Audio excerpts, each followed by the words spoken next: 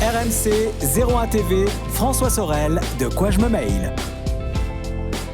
Alors de quoi je me mêle, toute l'actualité des nouvelles technologies, vous le savez, des télécoms aussi bien sûr, depuis quelques heures. Quelques abonnés Orange ont le petit logo 5G sur leur nouveau téléphone. Alors pas partout, pas tout le temps, mais voilà, on est au début d'une nouvelle ère des télécoms avec l'arrivée de cette 5G. La 5G, on va en parler maintenant, on va prendre le temps de décrypter tout ça, à quoi ça sert, quels sont les avantages de passer à la 5G sans langue de bois. Avec mon invité, je suis très heureux d'accueillir Michael Trabia. Bonjour Michael. Bonjour François. Vous êtes directeur de l'innovation et des technologies chez Orange. Alors avant de rentrer dans les détails, expliquez-moi votre job. Qu'est-ce que vous faites chez Orange ? Alors beaucoup de choses, puisque les technologies et innovations chez Orange, ça couvre en fait toute la partie amont. On a recherche, la standardisation.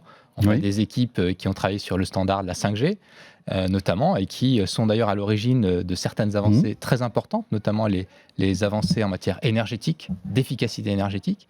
Et puis on a des équipes qui font du développement, donc tous les produits et services d'Orange, des équipes qui font de l'innovation, et puis des équipes réseau. Le leadership technologique d'Orange, en France et dans le monde, eh bien, il est porté par nos équipes. D'accord. Donc en fait, tous les services de demain qu'on ne connaît pas, certains vous les connaissez. Et en fait, vous avez quelques longueurs d'avance sur nous concernant les télécoms de demain, c'est ça ? Oui, concernant les télécoms et le monde numérique d'ailleurs au sens plus large, puisque on regarde, on fait du scouting comme on dit, et puis on a des chercheurs, on dépose plus de 200 brevets par an, on a un portefeuille de 8000 brevets, donc on est non seulement en train de regarder ce qui se passe, mais on agit, et puis on influence aussi sur cet écosystème, et c'est très important, parce qu'aujourd'hui on voit par exemple le débat de société qu'on a sur la 5G, nous on est en amont, au début du démarrage de ces réflexions, pour pouvoir dire voilà, à quoi ça doit servir, de quoi on a besoin demain pour la 5G, et puis peut-être demain pour la 6G, puisque c'est aussi un sujet qu'on va commencer à regarder. Alors la 5G, ça fait des mois qu'on en parle, ça y est, c'est une réalité. Alors je le disais, pas pour tout le monde, pour quelques abonnés, parce qu'évidemment il faut remplir plusieurs conditions. Donc depuis jeudi, vous avez appuyé sur le bouton 5G et vous avez activé une quinzaine de communes françaises, Nice, Marseille, Le Mans, Angers, Clermont-Ferrand, etc. C'est la première étape, bien sûr. Est-ce que vous avez déjà un premier retour ? Vous avez des abonnés qui surfent en 5G chez Orange, ça y est ? Ça y est, c'est parti. On a les premiers abonnés qui peuvent surfer en 5G. Alors c'est le début, puisqu'effectivement, pour l'instant, on a une quinzaine de villes qui ont été ouvertes. Et puis il faut aussi avoir un abonnement 5G et un terminal 5G. Donc on est encore sur des volumes qui sont limités, mais ça va aller très vite. Et on est d'ailleurs assez convaincu que le déploiement et le développement de la 5G pour les utilisateurs va probablement aller plus vite que ce qu'on a connu sur les générations précédentes. Parce que finalement, si on regarde un petit peu en arrière, la 4G a été lancée en 2012-13, c'est ça Oui, 2011, 2012. Ouais, c'est ça. Ah, d'accord, ok. Il a fallu quoi quasi 10 ans, finalement, pour avoir 99% de la population couverte. Enfin, pas 10 ans, mais on va dire 8 ans. À votre avis, on ne mettra pas 8 ans pour avoir 99% de la population couverte en 5G ? Non. Alors, un cycle technologique sur le mobile, c'est à peu près une dizaine d'années. Donc voilà, on y est. Là maintenant, la 4G a rendu tous ses services. On arrive à la 5G. Et la couverture, le déploiement, notre sentiment, c'est que ça va s'accélérer. On s'attend à une couverture massive en 2 à 3 ans, avec une année 2021 qui sera plutôt sur les villes, les agglomérations. Et puis 2022, 2023, une couverture qui va se généraliser. Alors attendez, ça c'est intéressant. Pour vous, en 2023, Orange aura quelle couverture de la 5G ? Probablement plus de 80%, mais je ne veux pas donner de chiffres trop précis parce qu'on est dans un domaine concurrentiel, évidemment. Et donc, il faut laisser un petit peu de place à cette concurrence. Mais ça va aller probablement beaucoup plus vite que ce qu'on a connu sur la 4G. Tiens, puisqu'on parle de concurrence, on met les pieds dans le plat. Tout le monde lance sa 5G sauf Free. On a l'impression que tout le monde attend Free Mobile sur la 5G en matière tarifaire. On voit que Bouygues Telecom a lancé son forfait BNU. Alors BNU, c'est quand même, on va dire, les forfaits low cost qui étaient pour l'instant préservés par la 5G. Bouygues donc lance son forfait BNU. Vous attendez Free Mobile aussi sur la 5G ? On attend personne. Je parle des offres commerciales, parce que vous n'attendez pas techniquement Free Mobile sur la 5G, mais au niveau des offres commerciales.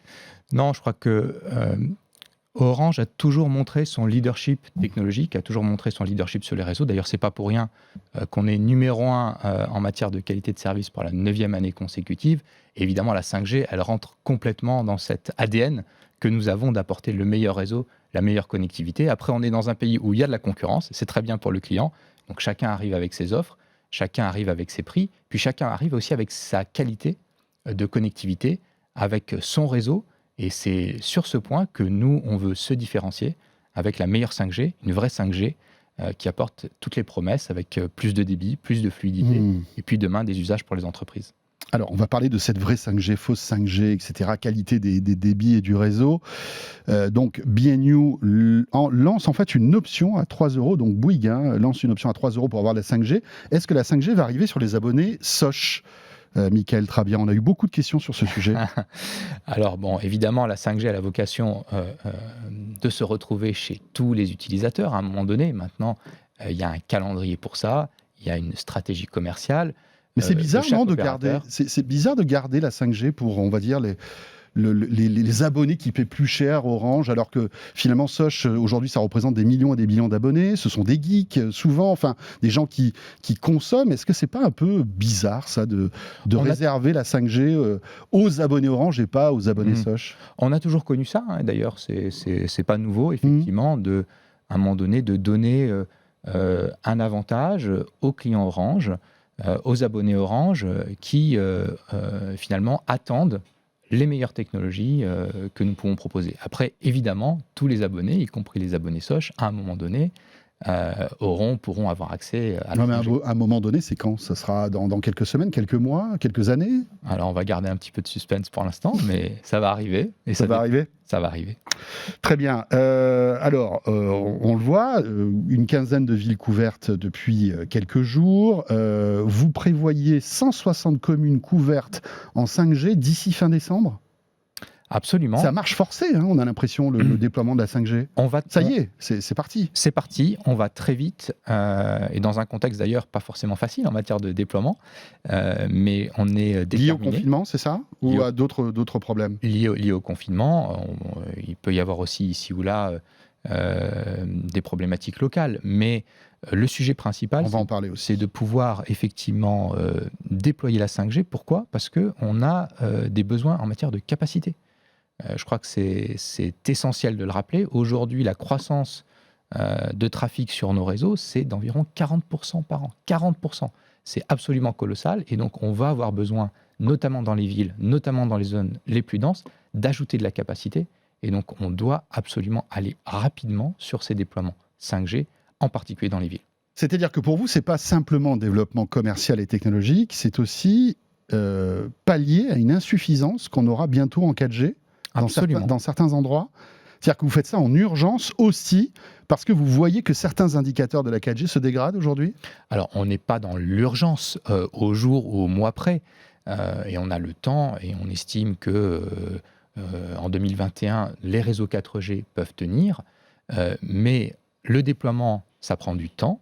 Voilà, déployer un site, ça se prépare, ça s'anticipe, on a besoin d'autorisation. Vous ne voulez pas arriver dans cette zone d'inconfort? On ne veut prendre aucun risque. Et on a vu d'ailleurs que dans la période actuelle, parfois les réseaux peuvent être tout d'un coup sollicités de manière beaucoup plus importante. Et donc on veut toujours garder une marge de précaution qui nous permet de garantir la meilleure expérience, la meilleure connectivité à nos clients. Et donc il est temps aujourd'hui, de déployer la 5G.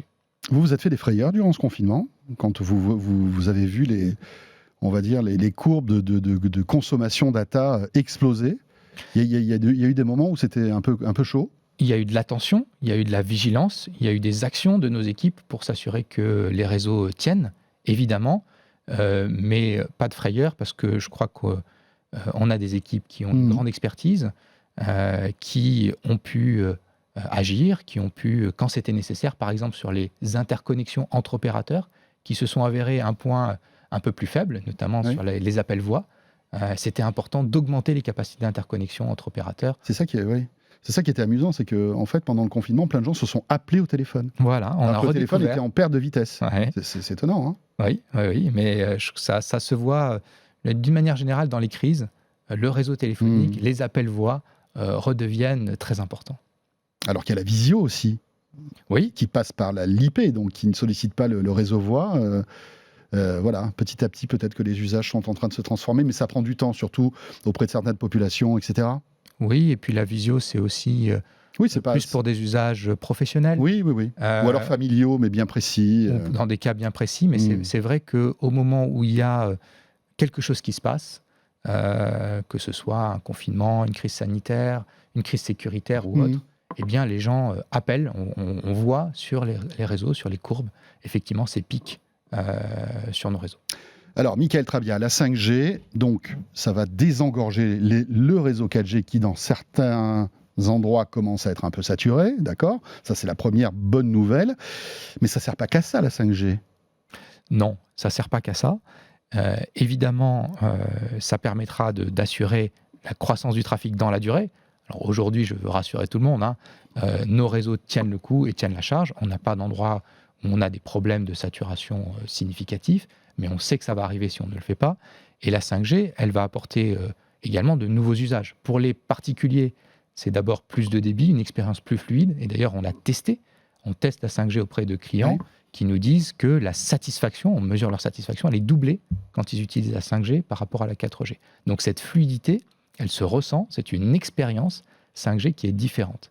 Après, en termes d'usage, on va avoir des usages de type immersif pour le grand public, et donc notamment pour participer à des événements, des concerts, des événements sportifs. Eh bien, pouvoir avoir la 5G, ça permet d'avoir des caméras à 360, de vivre l'événement comme si on y était. Et puis la 5G, ce sera pour 2022-2023 des usages nouveaux pour les entreprises, et là, on est dans la rupture. Autant pour le grand public, on est sur une évolution avec plus de... Oui, ça ira plus vite. Voilà, qui sera bienvenue et nécessaire. Autant pour les entreprises, pour l'industrie, pour les villes intelligentes, pour des nouveaux usages en matière de gestion des réseaux de transport, de réseaux de distribution, de pouvoir optimiser les flux de circulation, optimiser la logistique, pouvoir reconfigurer une usine en temps réel parce que les robots sont connectés en 5G et plus en filaire. Eh bien là, on est vraiment dans la rupture, et pour ça, on a besoin d'une nouvelle étape de la 5G qui va arriver en 2022-2023, qui est, je dirais, la 5G pleine et entière, ce qu'on appelle la 5G standalone, et qui va nécessiter là une évolution non seulement des antennes, ce qu'on est en train de faire maintenant, mais le cœur de réseau aussi, c'est ça. Mais aussi du cœur de réseau. Et là, on va pouvoir avoir des fonctionnalités de network slicing qui vont nous permettre d'avoir de la connectivité à la demande et de pouvoir donner des garanties de qualité de service pour certains usages, par exemple de la téléchirurgie, de la télémédecine, ou pour des entreprises qui ont des communications critiques qu'elles doivent assurer. Eh bien ça, c'est quelque chose qu'on pourra faire en 5G, qu'on ne pouvait pas faire avec les technologies actuelles. Finalement, ce que vous êtes en train de nous dire, c'est que la vraie 5G, c'est pas aujourd'hui. En fait, on a 5G affiché sur son téléphone, on a des débits qui sont meilleurs, etc. Mais le vrai switch technologique chez vous, ce sera en 2023, c'est ça ? Ce qu'il faut comprendre... Le gros bouton, en fait, il est en 2023, c'est ça ? Alors, la 5G, elle est lancée maintenant, mais ce qu'il faut comprendre, c'est que toutes les générations, et ce n'est pas la première fois, elles sont évolutives. C'est-à-dire que au moment où on a lancé la 4G, il n'y avait pas toutes les fonctionnalités de la 4G qui étaient déployées. Et donc, ça se fait progressivement. Et donc, chaque technologie a un cycle d'évolution. Et donc la 5G de 2023 sera plus performante que la 5G d'aujourd'hui, à la fois pour ses usages entreprises, mais aussi on va continuer à travailler sur les efficacités énergétiques, sur les efficacités en matière de débit. Et donc tout ça va continuer à progresser dans le temps, sur les 10 années qui sont devant nous pour la 5G. Finalement, la 5G d'aujourd'hui, c'est pas péjoratif ce que je dis, c'est une méga super 4G. On est d'accord ? C'est une 5G qui apporte une différence. Mais avec un cœur de réseau. Et qui est sensible, mais qui n'est pas encore le plein potentiel de la 5G qui, lui, va se matérialiser progressivement. Très bien, tout ça c'est très clair. Juste un mot sur le déploiement, on le disait que vous allez à marche forcée. Cela dit, il y a eu le confinement qui a peut-être un peu ralenti finalement le déploiement. Je crois qu'au départ, le lancement commercial de la 5G, c'était prévu pour l'été dernier. Donc on a eu quelques mois de retard. Mais il y a aussi on va dire des problèmes locaux, politiques. Certaines villes qui lancent des moratoires concernant la 5G. C'est le cas de Paris par exemple, parce que bizarrement, vous lancez pas mal de villes, mais on ne parle pas de Paris. Alors où est-ce qu'on en est et quand est-ce qu'on aura la 5G à Paris ? Michael Trabia? Pour avoir de la 5G, il faut d'abord avoir les fréquences. Et donc, c'est pour ça, d'ailleurs, le décalage que vous évoquez, c'était l'attribution des fréquences, les fameuses enchères sur la 5G, où d'ailleurs Orange a obtenu 90 MHz. C'est l'enveloppe la plus importante et ce qui va permettre aussi de continuer sur ce leadership technologique. Donc, la première chose, c'est d'avoir des fréquences. Et là, il y a eu un petit décalage, ce qui explique effectivement que la 5G a plutôt été lancée en fin d'année. Et puis après, il faut déployer sur le terrain, concrètement, des nouveaux équipements. Et pour ça, on le sait, nous pouvons le faire. On a juste besoin de déclarer auprès de l'ANFR, d'avoir les autorisations pour le faire. Mais c'est vrai qu'on a vu apparaître dans certaines communes des réticences plus ou moins fortes à un moment donné. Et on ne souhaite pas passer en force. Voilà. Nous, on est dans une démarche de dialogue, pas dans une démarche de passage en force, même si juridiquement, nous avons le droit de déployer cette 5G. Nous voulons rester dans ce dialogue et donc on discute avec les communes qui ont exprimé des inquiétudes. Aucune d'ailleurs n'a dit jamais de 5G sur mon territoire. On est le plus souvent, et notamment sur Paris, puisque vous l'avez mentionné, sur une volonté d'avoir un débat citoyen, un dialogue. Et d'ailleurs ce dialogue, il est en cours à Paris. Moi j'ai bon espoir que rapidement on puisse effectivement pouvoir lancer aussi la 5G à Paris. Mais alors vous dites, vous avez bon espoir, vous discutez, mais c'est quand ? Ça va être, c'est quoi? C'est la fin de l'année? Ça sera en 2021? Alors, à votre avis? C'est sans doute une... Parce que c'est embêtant quand même, excusez-moi, mais qu'Orange ne puisse pas couvrir, et d'ailleurs tous les opérateurs, parce que vous êtes tous dans ce cas-là, ne puissent pas couvrir la capitale de notre pays quand même. Oui, moi je crois que ce sujet est en voie d'apaisement, parce que le dialogue s'installe, on le voit. D'ailleurs, on voit... Le discours a évolué aussi par rapport à ce qu'on a pu entendre il y a quelques mois. Et je crois qu'il faut avoir ce temps de débat et de dialogue. On le fait. On n'est pas à un mois près non plus pour lancer la 5G dans telle ou telle ville. Ça va arriver. Moi, j'en suis convaincu. Ça va arriver rapidement. Mais il faut laisser le temps au débat. D'ici quoi, à la fin de l'année? Plutôt 2021? Qu'est-ce que vous en pensez? On verra bien. Moi, je ne veux pas donner de date limite. Et votre objectif chez Orange, c'est quoi? Le plus vite possible. Voilà, clairement, le plus vite possible, parce que les clients l'attendent, les Français l'attendent, les Parisiens l'attendent. On a beaucoup de nos clients qui nous demandent la 5G, et c'est une majorité, effectivement, des Français qui attendent la 5G. Parce que le paradoxe, c'est peut-être à Paris où les réseaux 4G sont les plus saturés, finalement. Parce qu'il y a des endroits, on le sait, il y a des quartiers où il y a tellement de gens qui se connectent en 4G que c'est compliqué. Donc c'est peut-être là, justement, dans certains quartiers parisiens, où on a besoin de la 5G au plus vite. Bien sûr, on a besoin de la 5G. C'est ça le paradoxe. À Paris, on a besoin de la 5G, notamment dans les zones les plus denses, et donc évidemment à Paris. Pour autant, nos réseaux à Paris sont extrêmement performants, puisqu'on on a suffisamment d'antennes, on a suffisamment de densification et de capacité pour pouvoir gérer ce trafic. Mais c'est vrai qu'on va avoir besoin rapidement de la 5G. Et encore une fois, voilà, c'est pas un mois près non plus que ça se joue. Et moi, je suis très très confiant que la 5G va arriver rapidement à Paris. Début 2021, ça devrait arriver? Espérons-le. On le souhaite tous. D'accord. Il y a d'autres régions, il y a Grenoble notamment, il y a même la Corse qui attend des études, d'après ce que j'ai compris, cette fameuse étude sur les effets de la 5G qui devrait sortir en mars ou avril prochain, c'est ça?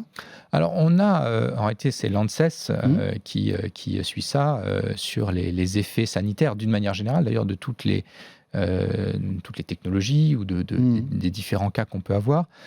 Sur le sujet d'ailleurs de l'impact sanitaire des ondes sur la santé, il y a un consensus extrêmement clair, extrêmement constant sur le fait qu'avec les valeurs que nous utilisons, avec les réseaux tels que nous les utilisons, il n'y a pas de risque sanitaire. Mais visiblement, les élus ne la lisent pas, cette étude. Bien, non, enfin... je crois qu'il y a des questions sociétales qui peuvent se poser. Et parfois, on mélange un peu tout. On mélange peut-être des interrogations sanitaires, des interrogations sur la consommation énergétique, des interrogations sur le sens du progrès, finalement. Oui, puis la 5G est un beau bouc émissaire dans ce cas-là. La 5G arrive à un moment où ces questions deviennent extrêmement prégnantes dans la société, et donc elles cristallisent un peu tous ces sujets. Moi, je crois que sur le sujet sanitaire, on peut être extrêmement rassurant. et l'ANSES produit régulièrement des mises à jour. Et donc, sur ce sujet, d'ailleurs, il n'y a pas que l'ANSES, vous en doutez bien. La 5G, ce n'est pas que la France. Elle est déjà déployée. Oui, bien sûr. Et des études, il doit y en avoir des dizaines dans le monde. Dans des dizaines de pays. Il faut savoir aujourd'hui qu'il y a 200 millions d'utilisateurs de la 5G dans le monde. Il n'y a pas eu de problème sanitaire particulier. Et donc, voilà, toutes les autorités sanitaires qui se sont prononcées sur ce sujet ont été très claires sur le fait qu'il n'y a pas plus de risque avec la 5G qu'avec les autres fréquences que nous utilisons. Donc Grenoble ou Corse, il y aura de la 5G. Il y aura de la 5G partout en France, bien entendu. Bien entendu. Est-ce que la 5G, Michael Trabia, va remplacer la fibre optique pour certains abonnés qui aujourd'hui auront du mal à avoir cette fameuse fibre jusqu'à chez eux? Alors là où il y a de la fibre aura toujours la préférence. La priorité. Parce que c'est plus efficace en matière technologique. Et la 5G n'est pas faite pour remplacer la fibre. En revanche, aujourd'hui, on a des zones qui sont très mal couvertes par l'Internet haut débit, sur lesquelles on peut amener de manière ponctuelle des compléments aujourd'hui en 4G, demain potentiellement en 5G, pour amener de l'Internet à haut débit et à très haut débit avec la 5G. Donc ça, c'est possible, mais je crois que la France a cette chance d'avoir un déploiement très fort de la fibre. Ce n'est pas le cas de tous les pays européens. Et donc la priorité pour nous en France, c'est la fibre. La fibre, on dit 100% de la population couverte, c'est possible ou pas? 100% des foyers. On a du mal à croire quand même que cette petite maison qui est perdue au fin fond de la colline, je ne sais pas où, pourra avoir la fibre un jour quand même. Alors c'est 100% de foyers couverts avec du très haut débit, et donc ça, c'est possible. C'est là où il y a une petite subtilité. Le très haut débit, ce n'est pas que forcément la fibre. Ça n'est pas que la fibre, mais la fibre, cette fibre, elle va couvrir combien de foyers et quel pourcentage à votre avis? Elle couvrira la très grande majorité des foyers, puisqu'on le voit aujourd'hui, nous avons les déploiements qui sont faits par les opérateurs sur leur fonds propres. Et donc ça, c'est 60% de couverture que nous amenons. Puis au-delà, on a des déploiements qui sont engagés sous l'égide des collectivités locales, et donc d'ailleurs qui nous sollicitent. On est aussi partenaire dans ces fameux réseaux d'initiatives publiques. Et donc là, ça dépend, de l'engagement des collectivités, mais on va aller très loin sur la fibre. Ce sera vraiment l'écrasante majorité des foyers qui sera couvert avec de la fibre optique jusqu'à l'abonné. Donc on est au-delà de 80-90% des foyers. Donc ça sera la connexion en second choix, la 5G, à votre avis, ou il y en aura d'autres de connexions de second choix si on ne peut pas amener la fibre chez un particulier? Alors, il y a plusieurs technologies possibles. Effectivement, aujourd'hui d'ailleurs, encore une fois, on a de la 4G, on a des solutions en 4G. Il y a aussi des solutions satellites pour des cas vraiment... parce que, c'est moins bon, il y a plus de latence. Aujourd'hui, oui, mais il y a des nouvelles générations de satellites, d'ailleurs sur lesquelles Orange s'est positionné. Nous avons acheté des capacités en exclusivité sur les nouveaux satellites qui vont pouvoir amener du haut débit et du très haut débit. Donc, ça permettra d'avoir une expérience différente. Et il faut avoir un mix technologique pour s'assurer que dans tous les cas, on peut apporter une solution à chacun.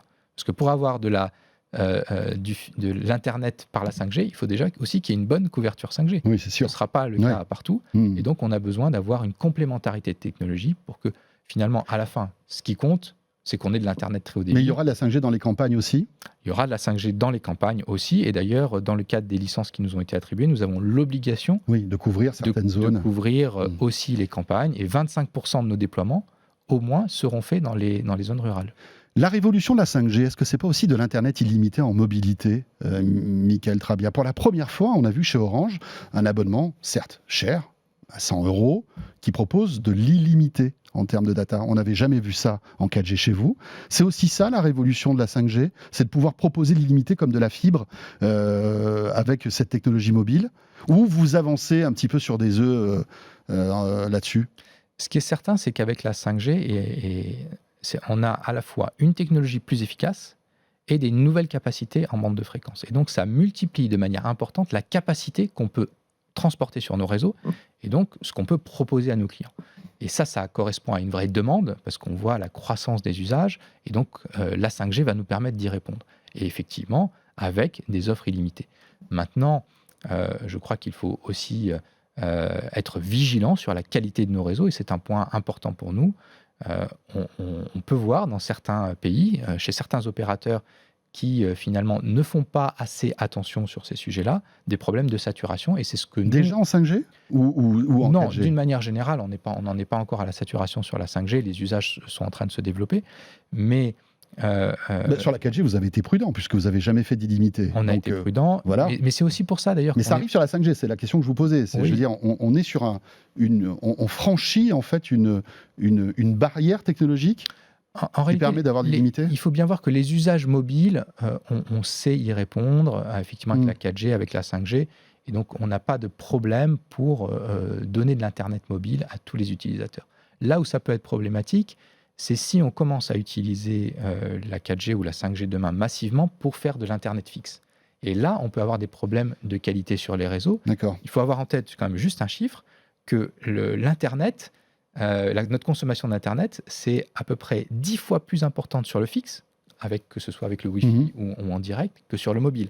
Et donc, autant on est tout à fait capable d'apporter cet Internet avec la 4G et la 5G de manière, on va dire, tout à fait illimitée, ou en tout cas sans restriction d'usage. En revanche, c'est vrai que le conseil qu'on donne, c'est de dire, pour tous les usages fixes, on doit rester sur la fibre, on doit rester sur le Wi-Fi à la maison. On parle de... Alors, ça sera ma dernière question. Si vous pouvez essayer d'y répondre rapidement. On parle de fausses 5G, de vraies 5G, de bandes de fréquences. On parle de 700 mégas, de 2,1 gigas, de 3,5 et monter sur des ondes encore plus hautes, des ondes dites millimétriques. Ça change quelque chose, en fait, concernant la 5G, ces bandes de fréquences ou pas? Oui, alors ce qui change, c'est pas tellement d'ailleurs les bandes de fréquences en elles-mêmes, mais la capacité et donc la quantité de spectre qu'on va pouvoir utiliser. Il faut bien voir qu'on a aujourd'hui, on vient de nous attribuer des fréquences dans la bande 3,5 GHz, et donc là, on a de la place. Orange, je le disais, à 90 MHz dans cette bande, et donc on va pouvoir amener des débits importants. Avec du giga, enfin, 4, on peut arriver à du gigabit, etc. Et là, c'est vraiment l'expérience 5G, la promesse 5G qu'on a faite. Il y a une autre possibilité pour déployer la 5G. Ça reste de la 5G, donc ce n'est pas de la fausse 5G au sens où elle utilise le protocole. La norme 5G, c'est la standardisation de la 5G, qui est d'utiliser les fréquences actuelles, les fréquences notamment à 2,1 GHz que nous avons, qui sont déjà utilisées pour faire de la 4G avec ce qu'on appelle du DSS, du Dynamic Spectrum Sharing. Donc on va en gros partager la bande entre la 4G et la 5G. Le problème, c'est que cette bande, 1, elle est plus petite, 2, elle est déjà utilisée par la 4G. Donc vous risquez de sursaturer la 4G si vous prenez un bout de cette bande de fréquence pour émettre la 5G, c'est ça? Et donc, effectivement, ce qu'on voit, c'est que ça peut... alors, il ne faut surtout pas le faire dans les zones denses et dans les zones saturées, parce qu'effectivement, ça peut dégrader l'expérience pour les clients 4G. Et puis, deuxièmement, ça n'apporte pas une qualité de service et un débit supérieur à ce qu'on peut connaître en 4G. Ça peut avoir du sens pour compléter une zone de couverture, par exemple. Quand vous êtes dans une agglomération, vous couvrez les zones les plus denses en 3.5 et puis vous avez un peu de DSS dans les jointures, dans les zones moins denses, parce que ça permet de rester et d'éviter la bascule 4G, 5G. Donc ça peut avoir du sens de manière localisée. Mais ce qui est certain, c'est que la vraie expérience 5G, ça sera en 3 giga 5. En 3 giga 5. Vous n'avez pas parlé de 700 MHz. Ça veut dire qu'en 700, c'est encore plus dégradé. C'est-à-dire que je vais avoir une longue portée de la 5G, mais avec des débits qui seront similaires à ceux de la 4G. Alors, d'une manière générale, dans le mobile, effectivement, on a besoin de bandes basses pour amener de la couverture, pour amener de la pénétration dans les bâtiments. Et donc, le 700 MHz sert à ça. Mais c'est des bandes qui, à l'inverse, n'ont pas beaucoup de capacité parce que voilà, plus on est dans les fréquences basses, moins il y a de place. Et c'était le cas aussi pour la 4G. Et donc, on a besoin de ces technologies, mais on a aussi besoin, pour avoir vraiment du débit, là, c'est la bande 3.5, la bande cœur de la 5G. C'est pas pour rien qu'on appelle ça la bande cœur. C'est parce que c'est avec la 3.5 qu'on aura le vrai bénéfice de la 5G. Pour vous, la 5G en 700 MHz, ça ne sert à rien, à part pour des corrections de couverture. Non, on n'y gagne rien par rapport à la 4G. Alors, si j'émets de la 5G en 700 mégas par rapport à la 4G, je gagne quelque chose ou pas? Oui, on va gagner à terme puisque le standard sera plus efficace. Et donc on va en avoir besoin. Et puis la 700 MHz, c'est aussi des fréquences en plus. Donc là, encore, on rajoute de la capacité et c'est important d'avoir cette capacité supplémentaire. Voilà, sujet passionnant, bien sûr, on en est qu'au début de l'histoire de 5G. Merci pour toutes ces explications très claires, Michael Trabien. J'étais ravi de vous recevoir. Vous êtes directeur de l'innovation et des technologies chez Orange. N'hésitez pas à réagir, le hashtag DQJMM sur Twitter, bien sûr, ou sur la page Facebook de De quoi je me mail. Ce De quoi je me mail est terminé. On sera là, bien sûr, la semaine prochaine. D'ici là, portez-vous bien et merci de nous suivre, en tout cas. À très vite. De quoi je me mail sur RMC et 01 TV.